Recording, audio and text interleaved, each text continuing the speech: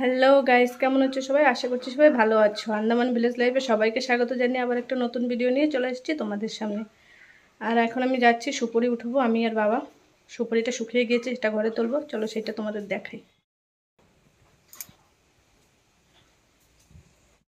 তো এখানে দেখো, এই যে এই শুকনো সুপুরিগুলো সব উঠাতে হবে। আর ওই যে সুপুরি রাখার জন্য এখানে একটা ছোট করে ঘর বানানো আছে। তো এখন আমি আর বাবা, যে পিছনে বাবা দাঁড়িয়ে আছে, আমি আর বাবা দুজনে মিলে এখন সমস্ত সুপুরিগুলো উঠিয়ে নেব। আমি সুপুরিগুলো ভরে দেবো এই যে বেলচা দিয়ে, আর বাবা টেনে টেনে ঘরে রাখবে। তো এরকম করেই আমাদের সুপুরির কাজ করা হয়, তোমরা আগেও দেখেছো।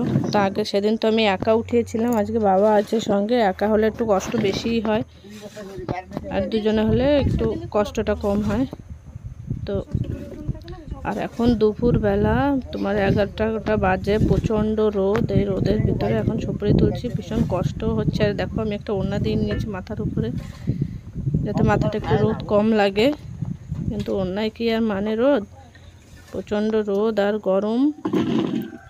তো এই রোদের মধ্যে উঠাতে হয়, কারণ সুপুরিটা একটু শুকিয়ে গরম গরম উঠালে ভালো থাকে। সেই কারণেই দুপুরবেলায় উঠানো হচ্ছে। সকাল থেকে রোদ পেয়েছে, এখন দুপুরবেলা সুপুরিটা উঠিয়ে নিই।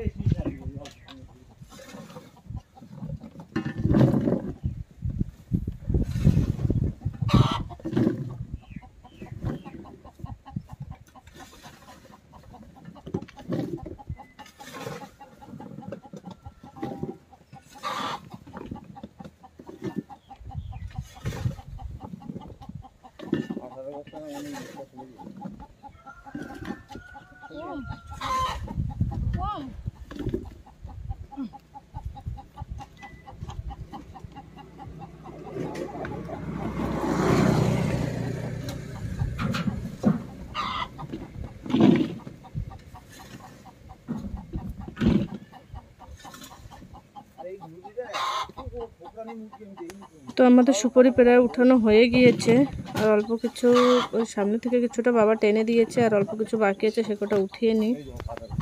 তো দেখো, আমাদের হয়ে গিয়েছে এখানে ওঠানো, যে পুরো মাচা খালি হয়ে গিয়েছে।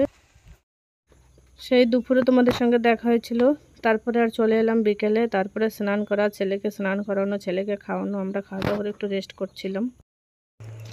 এখানে এই যে ডিম আর বোতল নিয়ে যাচ্ছি কাকিদের ঘরে, যাই দেখি।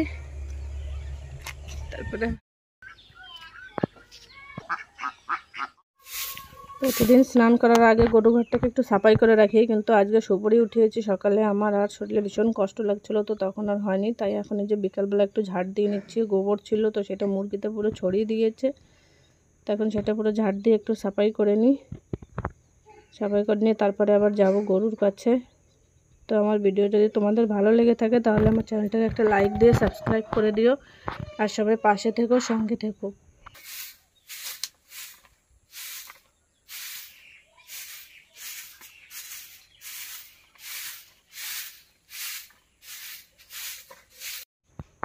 এখন এটা করে তারপরে ননদকে ডেকেছি, যাব একসঙ্গে একটু শাক তুলতে এখানে। তো দেখো, আমরা শাক তুলতে চলে এসেছি, কারণ ছেলেটা এখন ছোট, ওকে একটু খিচুড়ি টিচুড়ি বানিয়ে দিই। আর ও এই যে কলমি শাকটা, এই শাকটা দিলে ও ভীষণ ভালো খায়। তো আমাদের এখানে এই যে একটা জমিতে প্রচুর কলমি শাক হয়েছে, তো সেখানেই এখন চলে গেলাম এই যে শাক তুলতে। তো দেখতেই পাচ্ছি।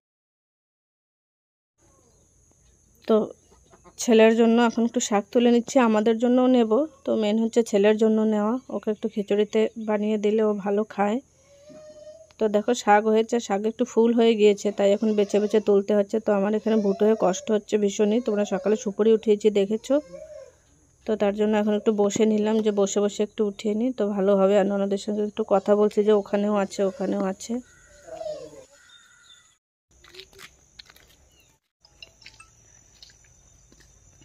এই যে আমরা শাক তুলে ঘরে যাচ্ছি, এই যে এতটা শাক পেয়েছি। সন্ধ্যা হয়ে গিয়েছে, এখন গিয়ে গরু আনতে যাবো, তাই চলে যাচ্ছি ঘরে। আর পিছনে যারা আসছে সবাই, তো বাইরে দেখে বুঝতেই পারছো সন্ধ্যা লেগে গিয়েছে। এখন একটু শাক তুলতে গিয়ে দেরি হয়ে গেল, এখন যাচ্ছি গরুকে আনতে। বাবা দোকানে চলে গিয়েছে, তো গরু তো প্রতিদিন বিকেলে আমিই নিয়ে আসি, আর ওই জমিতে বাঁধা আছে। তো যাই গিয়ে নিয়ে আসি।